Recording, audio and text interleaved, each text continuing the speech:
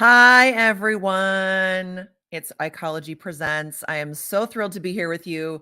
Everyone who's joining us on this live stream was jamming in the backstage area. So that tells you it's going to be a pretty good event. So I'm not going to waste any more time with me chatting. So I'm going to bring in all of our three exciting panel members, ecology members, friends, good people in the industry. Hello, Alyssa, Edward, Gary, welcome.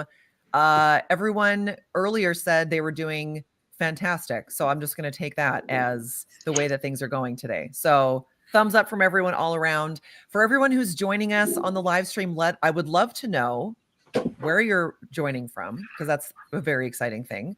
We're actually all four of us are sort of, if you divided America into quadrants, we're all in sort of the same area ish. I know it's Canadian. I do want to know where everyone's joining us from. I want to know if anyone has a Halloween costume planned. So that's my first chat question. So use the chat. Let us know where you're joining from, what your Halloween costume is, if it's work appropriate or not. I want to hear I want to hear all of it. I want to hear all of the Halloween gems. So I'm Kristen Hancock. Obviously, I'm with Ecology. My pronouns are she and her. I am thrilled to be here.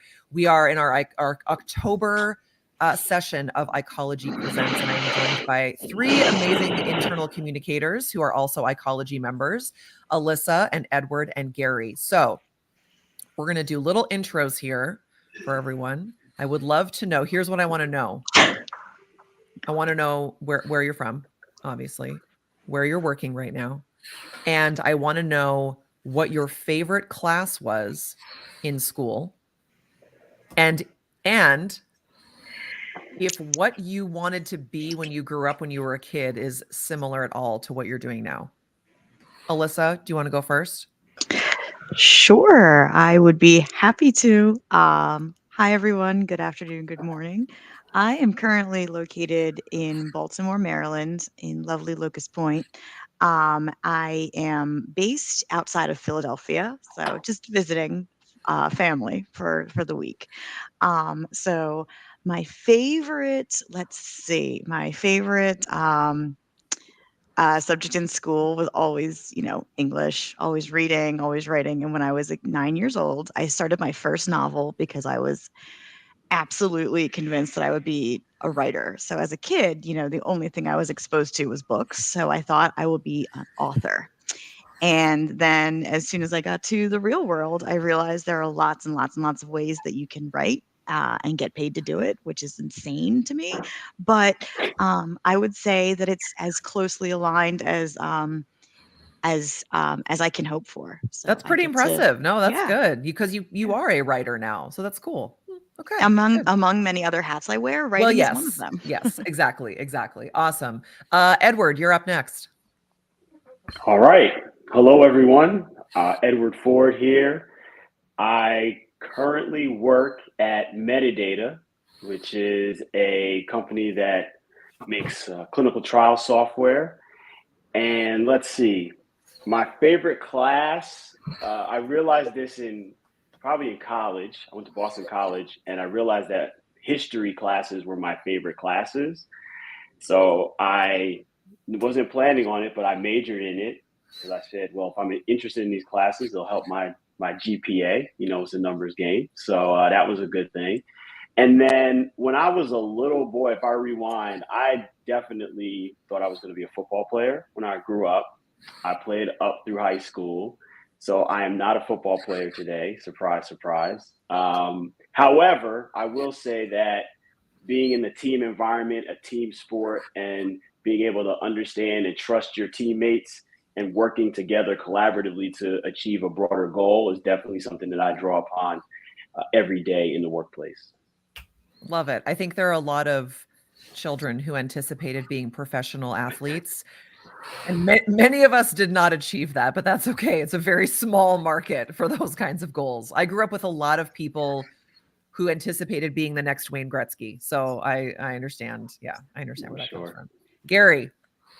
Hey, everyone. Gary Ross. I am based in the Chicago area, originally from the New York City area. And I am a internal communications trainer, coach, and consultant. Inside Comms is the name of the company. And growing up early on and probably into high school, I would say my favorite courses were social studies, history, because I like the subject matter, but I also like to volunteer. I was the nerdy kid who volunteered to run the projector whenever we had like a movie or a film strip, if anybody remembers those. And then moving on into college, I majored in journalism, and those were my favorite classes. And I still use everything I learned in journalism today in my internal comms career. So I think there are a lot of people in internal comms, or maybe comms in general, who have a journalism background, because it's a very I think a strong background for what we're doing. So we've got people. Kristen Cook is in Sioux Falls, South Dakota. She is couple costuming with another friend who is also expecting. Kristen is expecting now. 2 peas in a pod. How cute. I love it, Kristen. That's adorable. Lanice is joining us from Richmond, Virginia. Does not have a costume. Maybe she'll dress up as a well-rested mom. I feel like there are a lot of parents who that would be like the irony of their Halloween costume is dressing as a well-rested mom or dad or parent. Alan is joining us. Alan, I think is in the Vegas area, I'm guessing. Because it's my favorite city, as everyone knows. And here you go. Alyssa, Lanice just relocated from Philadelphia. So there you go. There you go. Very cool. Bridget's joining us from Brooklyn. There you go. Excited. No costume yet. Lots of candy. Good. I want to know if people are full candy bar people or small candy people. We are a full size chocolate bar, candy bar house. My partner in life and work, Chuck Gose, is very adamant about that. He does not want to be the house that hands out bad candy. So that's how we're rolling here too. Oh, Ed's here from the Bay Area. That's really cool. I'm always impressed by family costumes. Do any of you, I know Alyssa and Edward, you both have younger children. Is there family costumes happening? Yeah, I am the last minute mom, so Yeah. I highly doubt we will be able to coordinate. But my oldest really is going to be Yoshi for Halloween, and so the baby, I gotta find something. I'll probably put him in a pumpkin, but if I can find a Toad costume, like a Mario Toad costume, then I will be. Hopefully, I'll get the 2 kids on the same page. Highly doubt it. If I can, find something last minute, but I have not dressed up for Halloween since my oldest was born. So there you go. Edward, do you have a family costume plan? Not this year, but a couple years ago, we did bees, like little bees flying around, bumblebees. They were the bees, and then I was the beekeeper. I like it. I had a full beekeeper suit with the gloves. That's amazing. That's awesome. The little smoke thing. I was running around keeping my bees. That's good. I like that. I like that. Well, cute. Ed, all the power to you with your Ghostbusters costume. That sounds like a relatively extensive costume operation. So Godspeed, friend. Godspeed. Katie's also joining us from Sioux Falls. We got there's a Sioux Falls, there's like a South Dakota contingent in ecology, and I'm obsessed with it. Alan says if it was up to his daughter, we'd be unicorns every year. You know what, Alan? Your daughter and I share that. So that's great. I also feel that way. Awesome. Okay. So we've got a phenomenal conversation happening here about education for internal comms. And the reason this came up is because there are often times where we in internal comms I get asked in ecology, what should I be doing to educate myself in the industry of internal comms? What courses should I be taking? Or even earlier on, what courses should I be taking for my undergrad or at a community college or wherever to prepare for a career in internal comms? And the answer it varies widely. And often the answer is like, I don't know, is there anything? I know when I went through my communication, my bachelor's degree in comms, internal communications was not a course. It was not on the radar. It existed, but it was not something that was being formally taught in school. So I know all three of you introduce yourselves with your background. I'm going to explain why each of you were asked to be on this podcast. So I was trying to capture a good cross section of different types of education, different backgrounds of education, and different opportunities for people in internal comms. So I recently saw on LinkedIn, Alyssa, you can correct me on the timing of this, that Alyssa just got her master's degree, and I'm always so impressed. And yeah, exactly, Edward, exactly. I'm wowed and impressed by people who have graduate level education. It's something that's always in the back of my mind, and I've never taken the jump for it. So how long ago was that, Alyssa? I completed my degree in the spring semester of 2022. So I Right, began, you yes, finished it during COVID, right? I did. And also had a baby in that time. I did. So yeah, so whatever, it's not a big deal. Alyssa's just going to do everything all at once at the same time. So maybe you should dress up as a superhero for her. Yeah, maybe. Awesome. So I saw that and I was like, oh, that's now your master's degree, correct me if I'm wrong, is in communication. Yes, it's in communications, and there's a specialty in nonprofit/corporate communications. So I attended Johns Hopkins University, and I selected that program because I had been in internal comms for about 10 years. And, my undergrad degree was in English and creative writing. So, what I was really looking for was like a formal education that would kind of like well round me out as a communicator and also kind of expose me to more of like a theory side as well as the practical side. So that's why I selected my program. I felt that my program was like a 50-50 balance of kind of like technical skills, practical classes, where you're actually doing work for clients. And then, the other half of the program was academic. It was theory based. We were doing research and we were learning about communications theories. So I was basically shopping for this program. I was kind of like, undergrad graduated and I was like, oh, I just want to work. I just want to work. Right. And I kind of reached a certain level where I was very, very curious and like ready to kind of like round out my formal education. And I'm very grateful that I did when I did, because, it really did lead to a change in career opportunities. So That's that's awesome. And I so I think, was so I jumped at the opportunity to come yeah, and share that experience with everyone on the call. yeah. And so I think that's an interesting formal education standpoint, right? Bridget's given you claps. Everyone's got like, congratulations. Everyone's rooting for you in the comment section. I love it. Thank you. I appreciate it. There you go. So that was one aspect of education that I wanted to bring to this conversation. Edward, this is so well timed. We did not time it this way, but it's so well timed.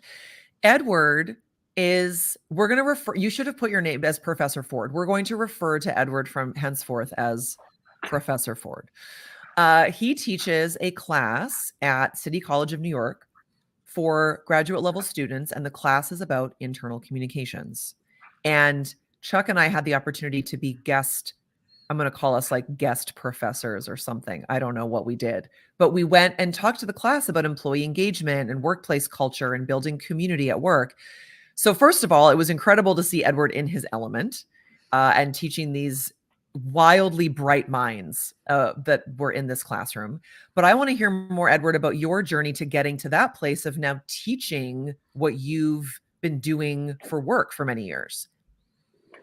Yes, so I mentioned my day job. I moonlight as an adjunct professor at City College of New York, and I teach in their graduate school program, branding and integrated communications. And the course that I teach is called internal corporate branding, which is essentially internal communications.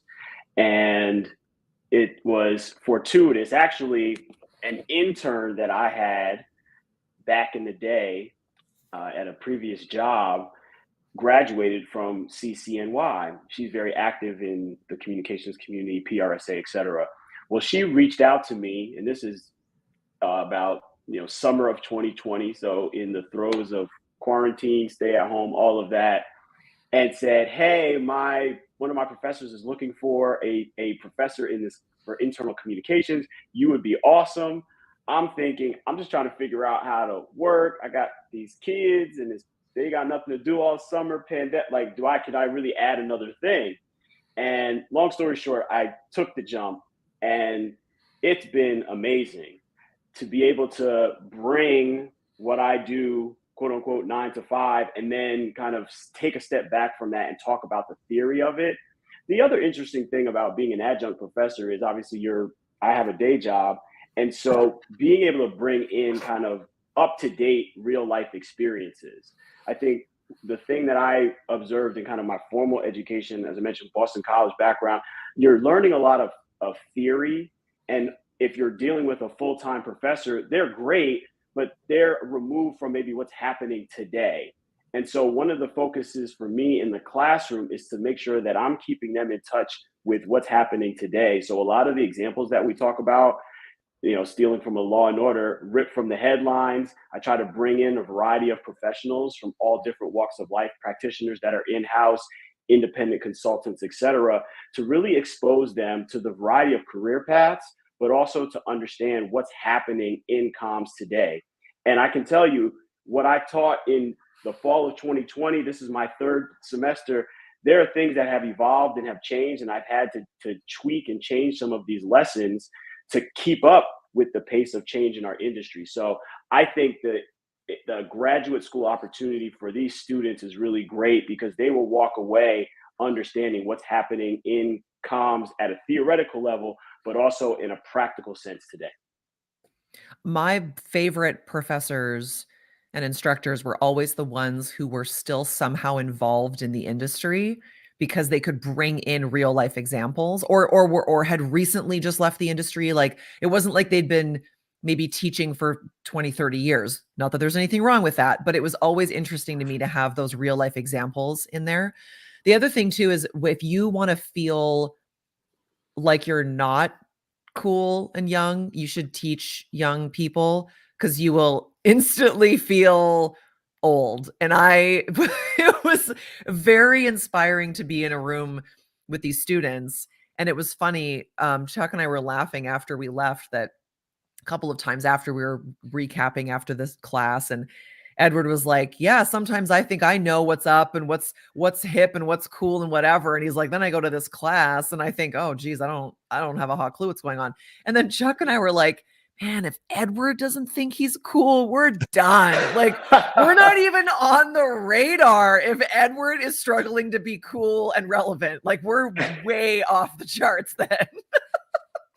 Nah, you all were great. I mean, I gotta say, Kristen, the lesson that you taught, and it really was really a workshop. I will call you guest lecturers. We're talking about the academy after all, but you guys really just broke down that wall, and they were right here, 100% with you. We could have gone on for another hour or two. It was cool. They're such a great group. A great group. Okay, now Gary. Now here's the other piece of the tripod here the reason I wanted Gary to be part of this. Gary, you've been in the industry for how many years now? A lot. Okay, a lot. So it's been a lot. 30, coming up on 30, yeah. Love it. Good. That's great. And Gary now is offering online courses for people in internal communications. And so, Gary, I'd love to hear about your journey to get to a place where you are teaching in a more, I guess I'll say almost like a more adult ed kind of session, and online as well. Yeah. So it's interesting how it all came about. I started as a journalist. I moved into corporate communications and really found myself gravitating toward internal comms, and have been doing that for really the last 15 years or so, focusing on internal comms. And I just felt like at this point in my career, one of the things that I would enjoy doing is taking that experience that I have, both technical on, here's how to do stuff, but also just what it's like to maneuver in an organization and the relationships you need to have in an organization, and present that to folks who are in the internal communications field now, who may not have had the benefit of formal education, but have moved into internal comms kind of like I did, and never really had any formal education on it, and had to learn on the job. And so many of us in internal comms are in that spot right now. So if I can step in and say, okay, here's what worked for me, what I've seen work over the past, and here's how I can help you succeed even faster and become a better communicator, become that trusted advisor, without having to learn all of that on the job and all the time that takes. If I can help you do that now, I can help you accelerate your your performance and your career as well. So that's what I felt would be good for, especially for folks in internal comms, where we haven't had a lot of what Edward has offered and what Alyssa has been able to enjoy. So with the pandemic and everything being online, I explored doing that, and that's been helpful. I also do some live things as well. So, and what I found recently too is that it goes beyond. There's a desire for some of this beyond just us communication folks, for quote unquote regular people who are other professionals learning learning the fundamentals of business communication and so forth. So I'm doing a lot more training in that as well. That's a very interesting point too, that there might be snippets of the broader education that are still applicable to C-suite people, right? People who are trying to be more cross-functional in what they're doing with internal comms, which is such an important part for us in internal comms, because we are now, especially after the last couple of years, being asked to do more than we have in the past. And I think many of us, I would wager to say most of us at this point, landed in internal comms not because we were sitting in high school thinking, oh, you know what I really want to do is be an internal comms manager. That's my dream job. It is the dream job for many of us, but it's not, it wasn't a thing back then, right? It's not something that we were all aspiring to do. Many of us landed in it through journalism, public relations, marketing, HR. There are lots of different backgrounds for that. So I would love to know from people who are joining us what you do currently to stay sharp in your field, to learn, to grow. Is it conferences? Is it webinars? Is it, connecting with people? What are the things that are most beneficial for you from an education standpoint, formal or otherwise? And I would love to pose that question to the three of you as well. Is there like a number one thing that you're like, this is exactly how I want to keep learning? Lanice is telling us she thought she was going to be a lawyer. I love that, because if you're in internal comms, you kind of are at this point. I feel like there's definitely an overlap of like arguing points and seeing all the sides of it and like trying to get people to come together and winning. Yeah, exactly. Yeah. I love that. Yeah. Edward, is there something that you would say is like, this is how you stay current, or is it teaching? I mean, teaching is a big part of it now, but I would say like that's just been the past couple of years. I would say for me, I'm a big connector. I'm a big people person. So networking has always been kind of central to how I try to stay current and learn. I'll give you kind of a practical example from early in my career. I became a bit disillusioned with the more traditional internal communications kind of practice as the emergence of social media and video and all these other things were coming up. And this is kind of the late aughts going into the 2010s. And so I shifted my career and was doing online community management internally, so enterprise social networks. And a huge part of my education was connecting with other community managers, because the practice of managing a community inside of an organization in an online setting was pretty new. And so there was not any formal education courses or anything at that time.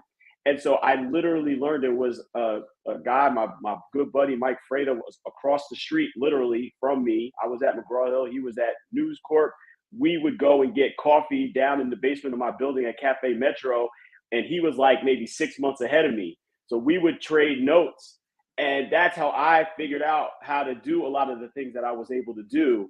We created a user group that was on the Jive platform, and I met more community managers. Jive World as a conference met more community managers. So the networking piece is an incredible opportunity to get linked up with other professionals that can actually feed your development.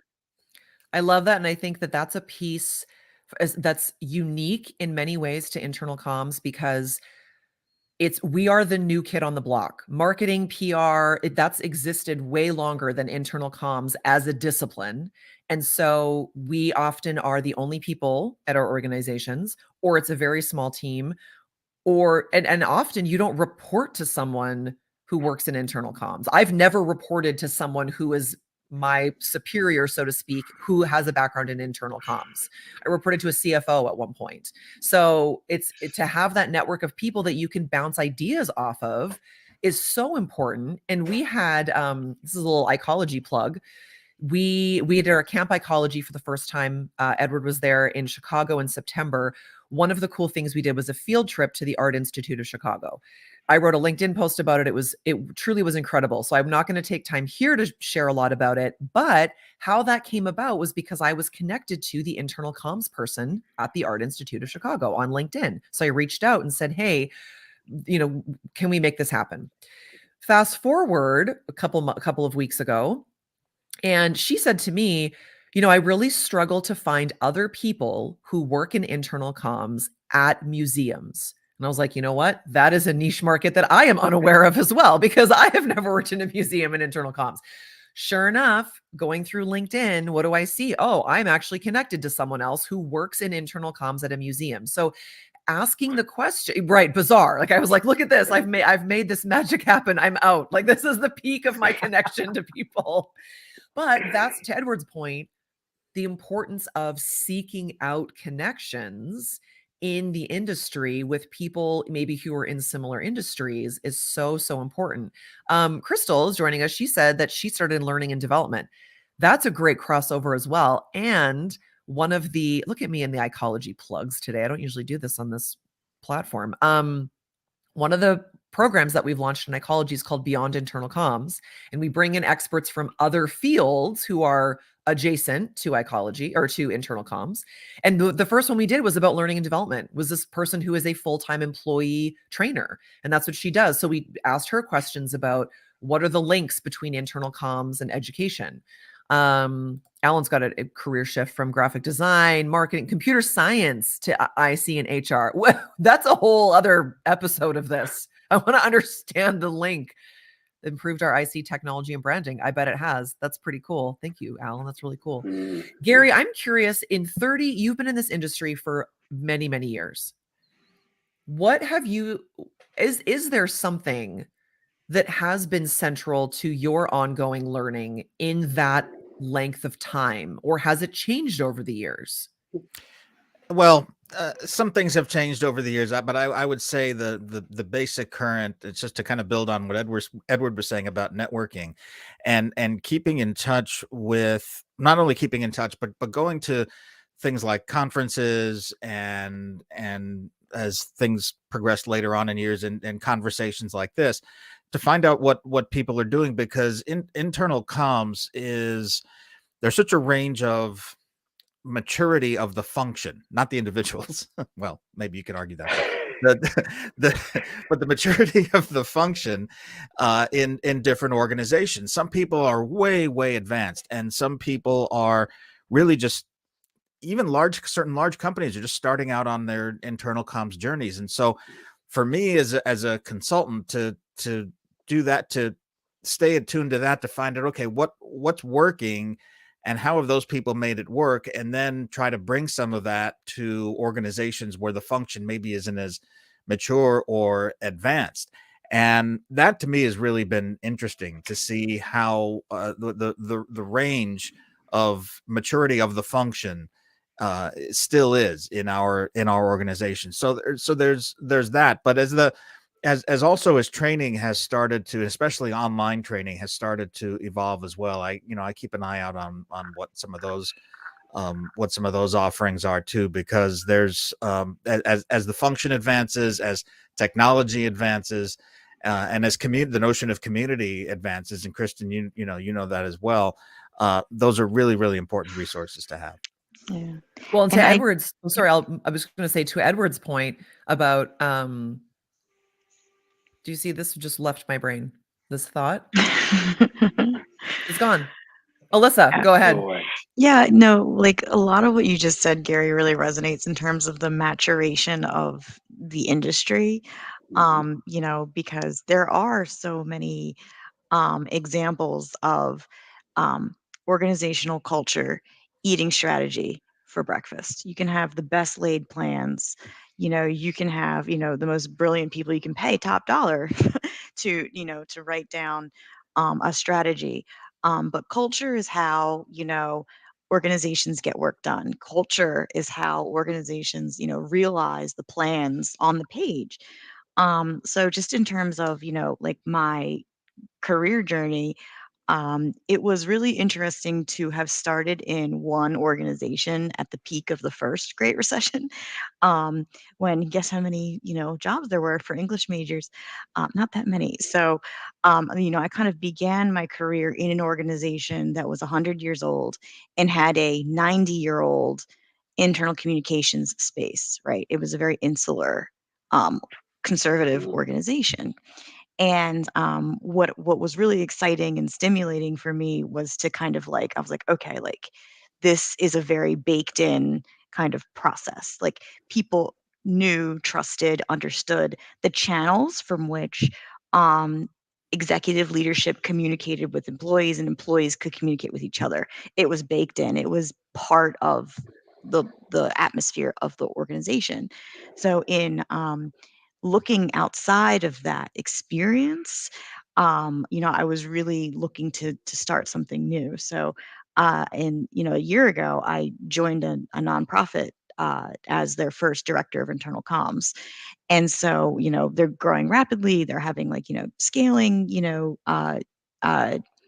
experiences, and there is just like so much to be learned, like from like a more mature model to a very very brand new, um you know very very new model. So yeah, I just wanted to like reflect that like every organization is approaching it like differently, and kind of having that external um, those relationships that you mentioned, Edward, and like understanding what other people are doing and bringing that into your organization is really key for communicators to basically say like, okay, more than one company has had this problem before.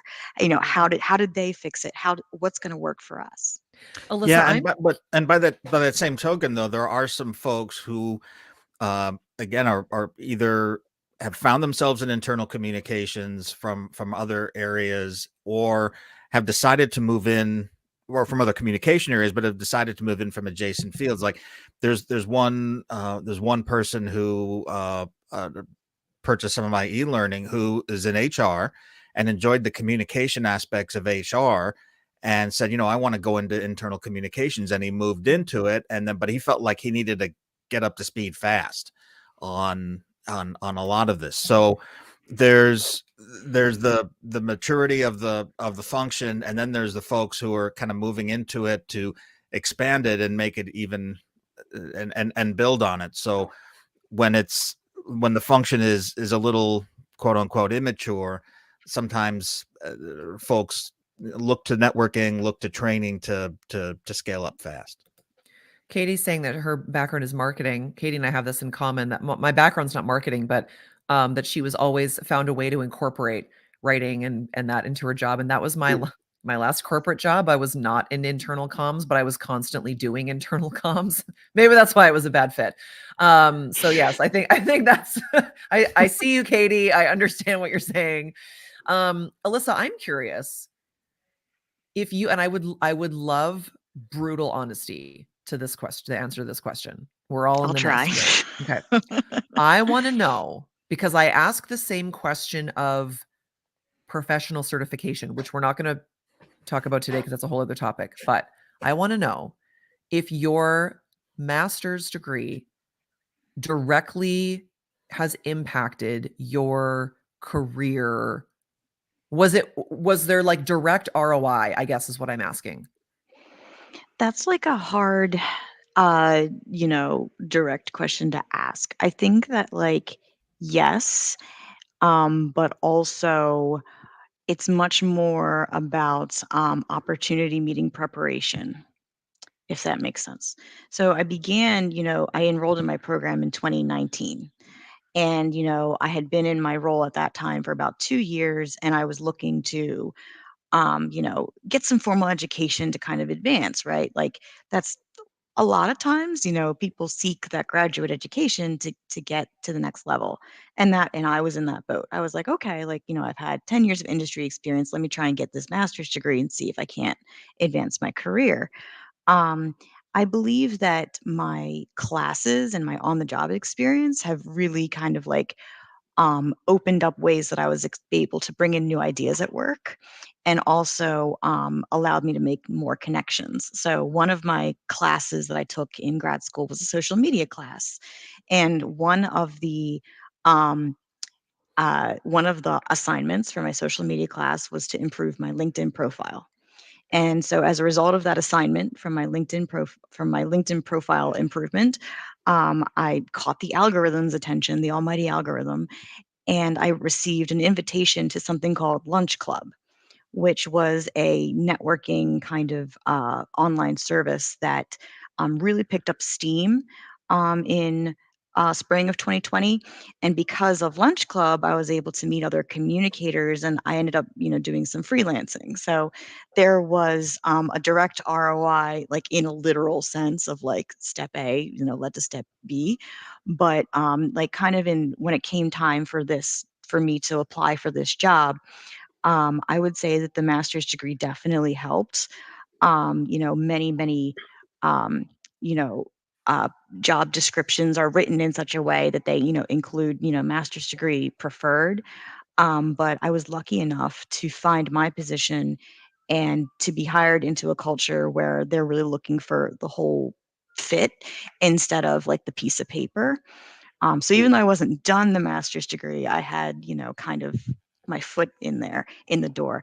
And I also benefited from the best job market in my lifetime, right? So kind of That's like fair. starting and, hitting the career market in 2009 what looked really different than looking for a job in 2021 when, Yeah. the labor force is what it is. So. And to your point, I've got a question for Edward after this, but this is well timed. Also, I don't know what it is with all these amazing people that I'm surrounded with who are having babies at the same time they're getting their master's degrees, but I feel like I must have an awesome circle of professional people because apparently Kristen Cook is also getting her MBA and is expecting. So that's incredible.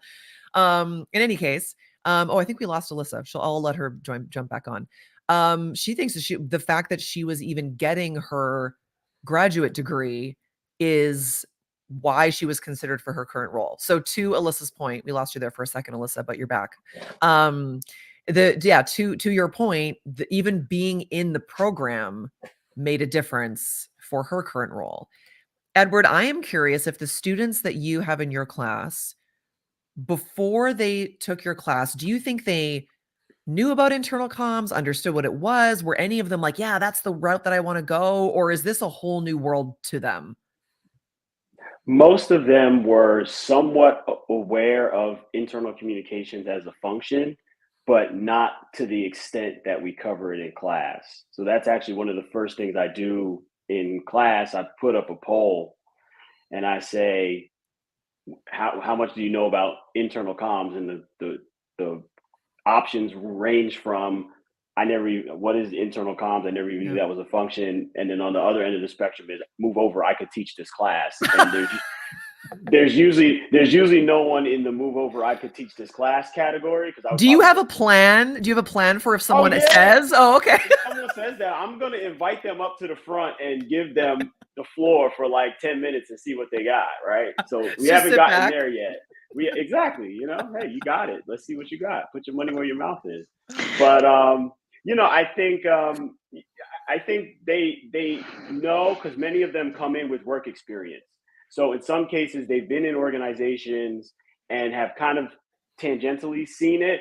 I think the kind of profile of students in the class is much like we've heard here and read in some of these comments, people that kind of gravitated to that. So maybe weren't formally doing that in their jobs, but kind of were that community person or were that person that disseminated information or collected feedback in their roles, got interested in the kind of practice of communications, and that's what led them to pursuing that master's degree. So for me, I look at the class as revelatory for them to let them understand, but in a more structured way. Because the thing I stress really for the first month of class is this is not about starting with tactics. This is not about somebody telling you to send out an email because we got a new lunch menu or a town hall tomorrow. Not that those things are not important. It's really about what is our value as a brand? What do employees need to know, do, feel? Some of the very fundamentals. Do you understand who your audience is and how to reach them effectively? Those kind of building blocks of an effective communication strategy, and being a practitioner that is a strategic counselor and advisor, as opposed to just taking orders from somebody who is thinking about communications as an afterthought. Lanice is sort of echoing what Lanice also has her am I the only one who doesn't have their master's degree? Is this like a thing? I need to go jump on this master's train. Okay, Gary and I both don't. Okay, great. Nope. Excellent. Amazing. Oh, and Alan is in the chat too, also has. Okay, anyway. So agreed though that it's to Edward's point, the combination of tactical and theoretical. And I think my understanding anyway of that graduate level education is that you are going to get that combination, but you're also thinking at a higher level, if that makes sense. Yeah. I'm curious, and this is a big part, I think, of probably all professional development in all industries, but specific to the internal comms world. Presumably people who are doing any formal education, graduate, master's, whatever, there's a very important choice that gets made to invest in yourself. Even if you're on a full scholarship, the investment into a master's level program or an undergrad program for that matter is huge. There's massive time, resources. It impacts your family life, impacts your work life, impacts everything. So I am curious, from an investment standpoint, I'm curious in the chat for people who are joining us, do you invest in yourself in terms of education, or does your company pay for a lot of PD opportunities, or do you look for free opportunities? Like where is the appetite for, I guess, paying for your own opportunities? And Gary, I'll start with you, but of course for Edward and Alyssa, I would love to jump in. Are you seeing people signing up for courses who are personally investing in themselves, or is it a lot of companies paying for upskilling, for example? I see a lot of personal investment. So when people sign up for courses, they enter their information and there's their email addresses, and almost all of the email addresses are personal email addresses, Gmail or what have you.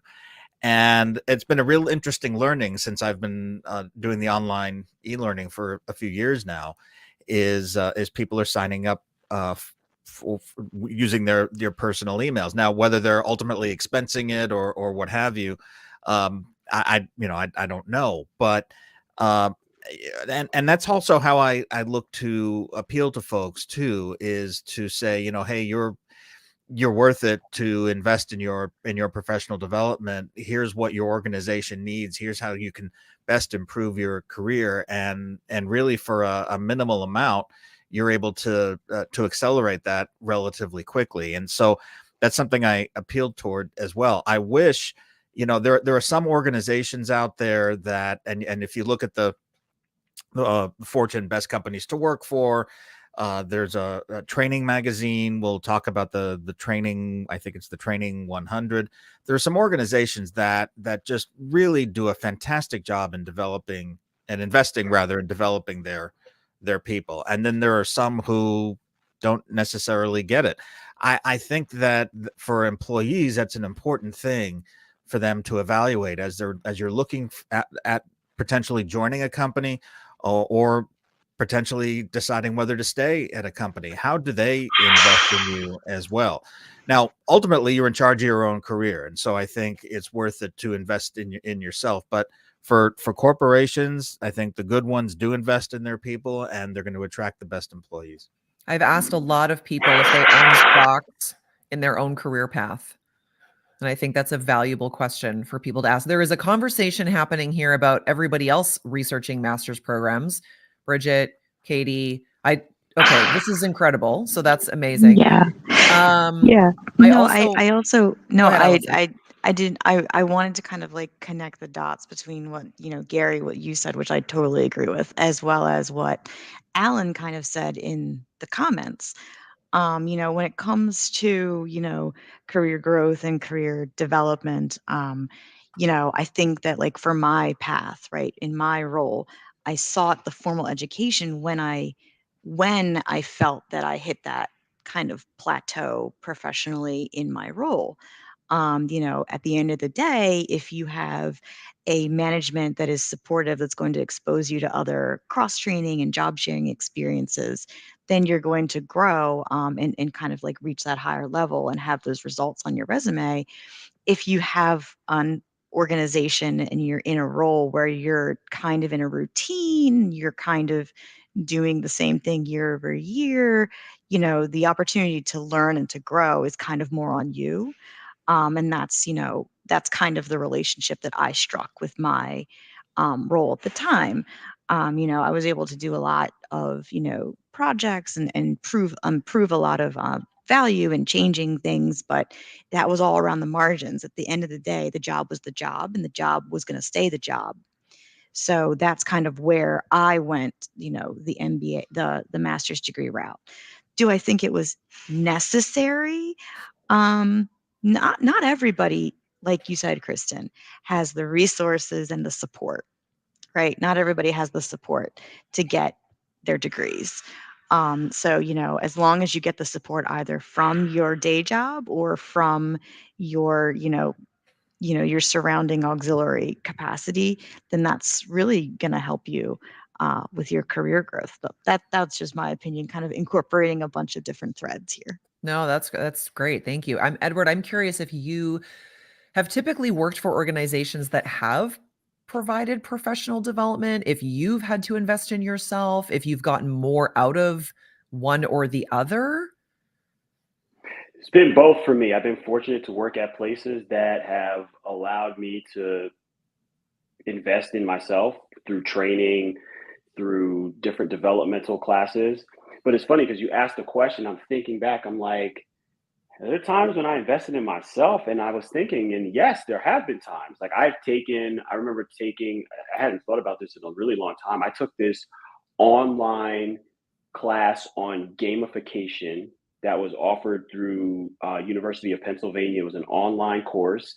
And I remember taking this, sitting on this class, like eyes sleepy because it was nighttime and I'm tired. And I feel like I was taking it when my daughters, who are now 10, might have been like a year old or something. So a ton going on at home. I remember going to a community managers unconference that was on a Saturday in the city. And I like took the train in, and like, that was an amazing experience. And so for me, my philosophy is this. The quote that came to mind is from the great American poet of the 21st century from Detroit, Michigan, Big Sean. He said, everything I D-O, man, I O-D. And that's how I am. Like, when I get into something, like, I don't want to just be proficient. Like, I want to be the best. And so when I have gotten into new roles where I look around and I see, hey, maybe there's some deficiencies or things that I need to add to my repertoire, the educational piece is often kind of where I turn to supplement the day-to-day experiences that I have, whether it is the theoretical or the practical. And so I think it only follows that if you want to be the best professional that you can be, and if you want to get the most fulfillment out of what you spend, man, at least 40 hours a week, if not more, doing, it only follows that you have to invest in yourself. Find these opportunities, go to these conferences, join these communities. I know this woman from Canada was in a job she didn't like, and she used to come to the United States and go to all these conferences and network and meet all these people. Fast forward, man, she's running this whole thing right now. So you've got to invest in yourself, because you never know where it's going to take you down the road. Yeah, and just to link that to all the networking things that we were talking about before, if you start noticing a running theme in the networking that you're doing, the things that people are talking about, things that they're doing, and you think to yourself, man, I got to go to school on this because I want to be doing that. That's a great way to focus on investing in yourself. And investing in yourself, there's a huge range between devoting a year or more into a big advanced degree, but you could spend a couple of days going to a conference. You can do some online e-learning on a particular task or something else, and go to school on something really quick and invest in yourself. And sometimes it can only take a week or two, and you've invested in yourself, and that's great, and you're furthering. So you can take big, huge leaps, but you can take small incremental leaps, and then one day you'll wake up and you'll be a lot closer to what Edward was saying, and being the best that you can be in your field. I think it's no different than anything else in life. You're going to get out of your career what you put into it. I fully recognize when I talk about, when Edward mentioned me going to these conferences and things in the US, I will fully disclose, because I don't work there anymore. That was every single event that I went to was I had to take vacation time for it. And it was my own money paying for it, because my employer would not give me the time off or pay for education opportunities. Yikes. Yeah. So now I will Terrible. also acknowledge I was in a position where I could do that. And I recognize that many people are not, right? I was single on my own. I didn't have kids. Like I was able to fly and do those things. I didn't have a spouse at home to coordinate all those, whatever. I was able to do it. I was in a position where I could, which is really cool. And I think but that mindset can be applied, right? So it's not so much, hey, if you can come to conferences and all that, the great exciting things that our industry does, amazing. But there are also lots of opportunities where that growth mindset is applicable. This is the best marketing I could possibly pull on screen for Ecology right now.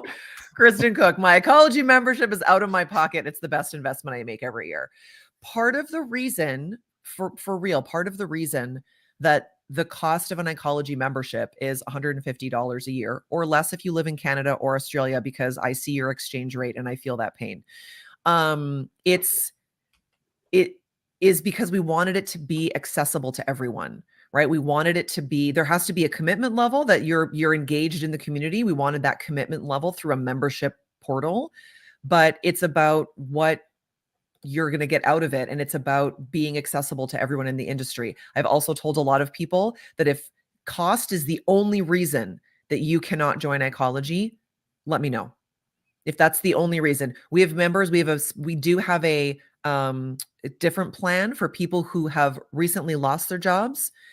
We'll figure it out. We'll figure that out, because when you are looking for a job, when you've lost your job, when you're in a rough place, that's the time when you need the network and the education the most. So we've got you. We've got you figured out for that. And Kristen, real quick, yeah. the dope thing here in 2022, on the precipice of 2023, is that the bar has been lowered. Like, we're talking about 12, 15 years ago. Really, it was expensive conferences that's $2,500, and you got to fly there and 3 days of hotel, or grad school, and that was really it. And now you have networks.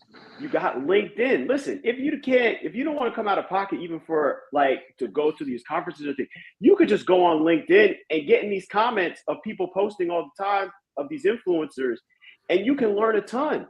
That's free 99. You already got internet. You already got your phone plan. You're good to go. So the cool thing is the bar has been lowered, and this is the good thing about technology, the democratization of knowledge. It's not cloistered in these institutions of higher learning or behind these paywalls that only corporations can afford. Anybody can access them from almost any station in life, and that is the opportunity. That's an awesome point. The interest groups on LinkedIn, and then also the message boards for IABC and PRSA. There's an employee engagement group. The people are asking questions, and tons of people chime in with answers. It's really great. Yeah, there are, I don't want to say endless, because that's not accurate, but many, many, many ways, as to Edward's point, that you can be involved here. Now, Lanice is also saying, important point, Gary, sometimes we think of investing in ourselves as a large monetary investment, and that can be the case. That can also not be the case, right? To Edward's point, there are lots of opportunities that don't have a large price tag attached to them, or a huge investment of time or resources, or you can split it up in ways like the online learning pieces, right? Where you can do things a little bit at a time in bite-sized pieces. All these, look at this. This is amazing. All these people. Oh, Chuck loves your democratization of knowledge. Yeah. First, I you're quoting also Big love it. Sean.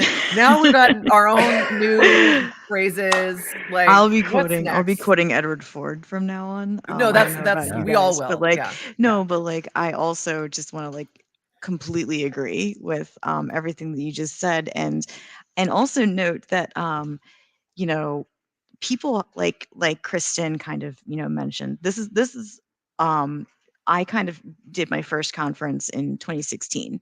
I went to a Reagan conference, and that was the first time I'd ever done any formal education in internal comms.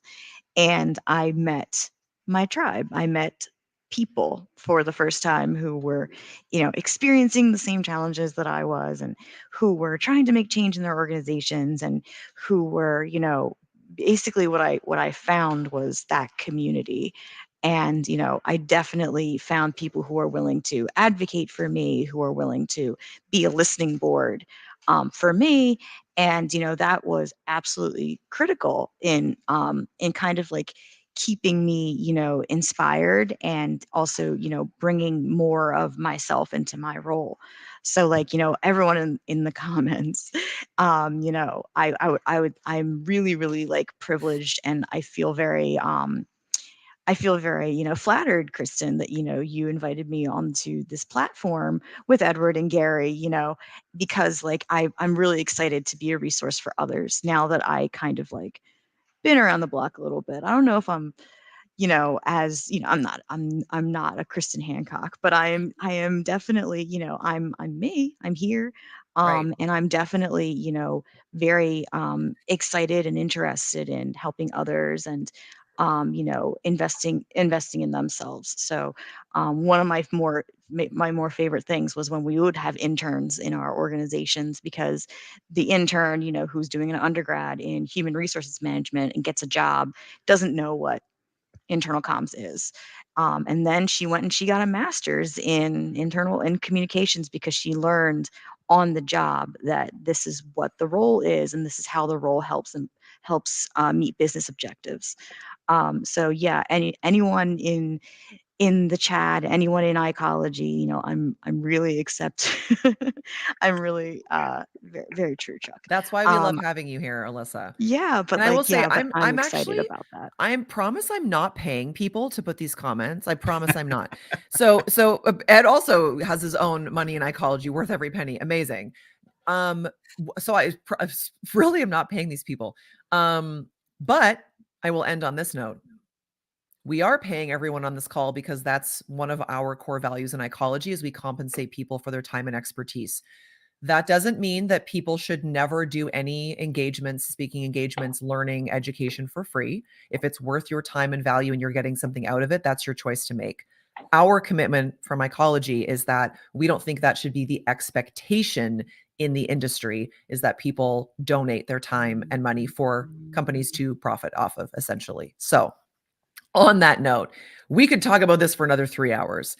Thank you, all three of you. What an awesome conversation. What awesome backgrounds. I love the wisdom and the knowledge that we've all got here. Kyla is on this. I love Kyla. Heck yes. That's right. We're going to leave on that note. Thank you everyone for being here today. Thank you for all the comments, everything else amazing. If you're interested in ecology, join ecology.com. Enjoy the rest of everyone's week. Have a phenomenal Thursday, and we will see you all again next month for our next Ecology Presents. Bye everyone. Everybody. Thanks, everyone.